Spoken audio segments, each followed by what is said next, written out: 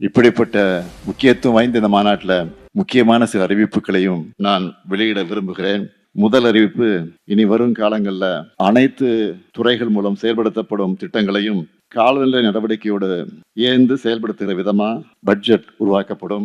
இரண்டாவது அறிவிப்பு, நமது நாடு பாரிஸ் ஒப்பந்தத்தின் கீழ் கார்பன் உமிழ்வுகளை குறைக்க தேசிய அளவில் தீர்மானிக்கப்பட்ட சில பங்களிப்புகளை ஏற்றுக்கொண்டது போல் நம் மாநிலத்தின் கார்பன் உமிழ்வுகளை குறைக்க 2030க்குள் செயல்படுத்த வேண்டிய மாநில அளவில் தீர்மானிக்கப்பட்ட பங்களிப்பு உருவாக்கப்பட்டு அவற்றை இலக்குகளாக கொண்டு செயல்பட நடவடிக்கைகள் மேற்கொள்ளப்படும். மூன்றாவது அறிவிப்பு, தமிழ்நாடு முழுவதும் நடவு செய்ய 5 லட்சம் சந்தன மரக்கன்றுகள் வழங்கப்படும்.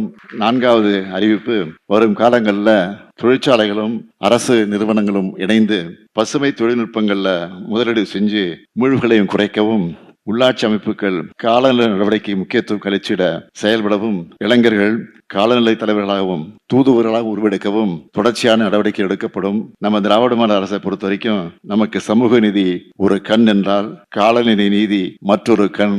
எனவே காலநிலை மாற்றத்தை நாம் அனைவரும் இணைந்து எதிர்கொள்வோம், வெல்வோம் ஒன்றாக.